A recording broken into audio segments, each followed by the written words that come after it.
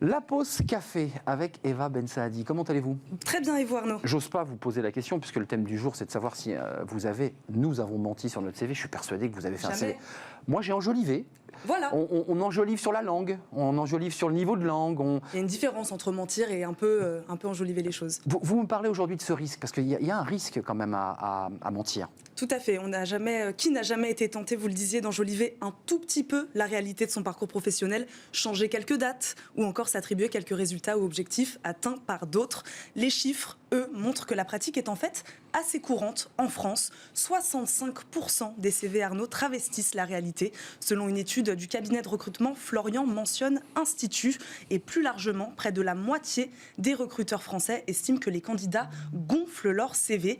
Des chiffres impressionnants qui s'expliquent en partie par le fait que nombre de recruteurs reconnaissent ne pas vérifier le parcours déclaré par les candidats. Alors nous, on fait partie des 35%, hein, évidemment. Évidemment. Qu'on soit bien clair. Évidemment. Qu'est-ce qu'on risque quand on triche? Rien juridiquement? Alors, d'abord, mentir sur son CV est bien évidemment un critère d'élimination des candidats. Un recruteur sur deux déclare avoir recalé un candidat après avoir découvert des anomalies dans son CV. Donc là, on passe pas. Deuxième risque, si le candidat n'est pas démasqué et qu'il est recruté, il peut se retrouver plutôt démuni au moment d'exercer ses fonctions, bien sûr. Les impostures les plus difficiles à appréhender lors de l'entretien d'embauche révèlent souvent des compétences de savoir-être ou les soft skills. Arnaud, un exemple, un candidat qui assure être extrêmement organisé en entretien, on ne peut pas le vérifier, et qui s'avère en fait être très brouillon dans sa manière de travailler, ou encore un manager qui ne sait finalement pas gérer une équipe, prendre la parole en public. On pourrait multiplier ces exemples qui placent le candidat dans une situation, on va dire, un peu inconfortable. Et puis il y a un troisième risque, Eva, pas des moindres.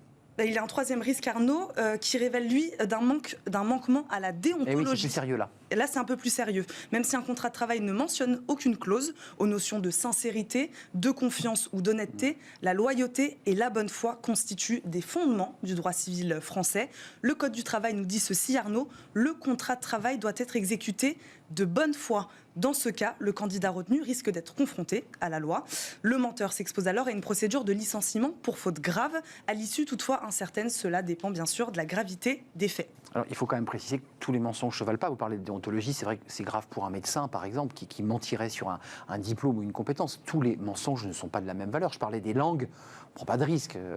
Lu, parlé, écrit, voilà, c'est pas la même chose que de dire un gros mensonge. Tout à fait, Arnaud. Il y a mensonge et mensonge, bah oui, bien sûr. Comme dans la vie, quoi. Comme dans la vie, exactement. On estime que 70% à 90% des candidats trouvent normal d'arranger leur CV. Dans ce cas, il ne s'agit pas d'un mensonge, mais plutôt d'une légère distorsion des faits, une manière d'améliorer ses chances en tordant, entre guillemets, quelques éléments du CV, comme allonger d'un ou 2 mois un précédent contrat ou mettre une adresse à proximité de l'employeur pour montrer que l'accès au lieu de travail sera facilité. On peut parler ici de petits arrangements avec la réalité, mais pas de gros mensonges. Je vois que vous avez les yeux qui frisent, là, Eva. Non. Vous êtes concerné par cette partie, le tout petit mensonge. Il y a le gros mensonge. Et il y a aussi le gros qui est très grave, là, en l'occurrence. En effet, là, qui est beaucoup plus grave. Dans cette catégorie, on trouve les tromperies portant sur le diplôme, un titre, un permis ou une qualification.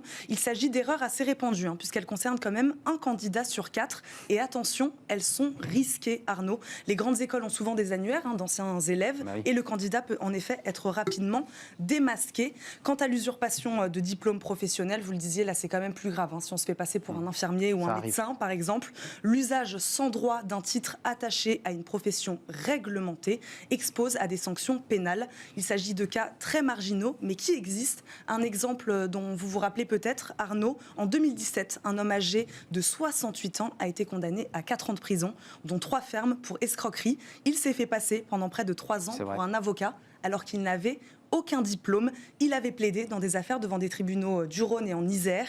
Il a finalement été démasqué par les magistrats, intrigués par les trop nombreuses médailles qu'il portait. En plus, il portait un peu trop de médailles. Ceci étant, ses clients ne se sont pas plaints de lui. Je ne sais pas si vous avez lu cette affaire, mais les clients trouvaient qu'il n'était pas si mauvais que ça, mais qu'il plaidait d'une manière un peu originale. Voilà, quand on a fait un peu de droit, on peut s'en sortir. Mais en l'occurrence, il n'avait pas le diplôme final. Ou encore cette femme, j'ai un autre exemple pour vous, Arnaud, qui s'était prétendue psychologue, alors qu'elle n'avait pas de diplôme non plus, condamnée à 2 ans de prison ferme par le tribunal de Brive. Fin 2012, elle avait réussi à tromper la Fondation Chirac, qui l'avait recrutée. La supercherie avait été découverte 2 semaines après ses débuts, grâce à son extrait de casier judiciaire. Ça, c'est les cas les plus graves.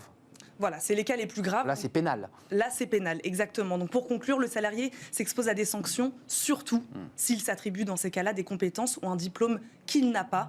Petite subtilité, il pourra toutefois invoquer que s'il a triché, il appartenait à l'employeur, Arnaud, conformément à la loi du 3 décembre 92, de vérifier les informations présentes sur les CV avant toute embauche.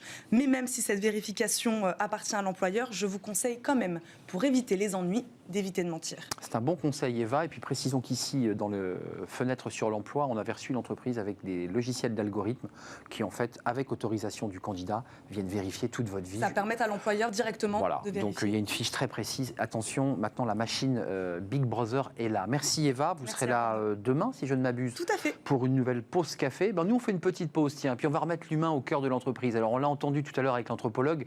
Peut-être qu'il faut d'abord remettre l'organisation dans le cœur des humains. C'est un vrai débat philosophique. On parle beaucoup de l'humain et en même temps les tensions se créent dans l'entreprise. Oui, les entreprises se transforment. Qu'est-ce que l'on fait? Comment on remet de l'humain dans l'entreprise? On en parle avec nos invités. Ce sont des spécialistes en communication et en transformation des entreprises. C'est le cercle RH. C'est dans quelques instants après cette pause.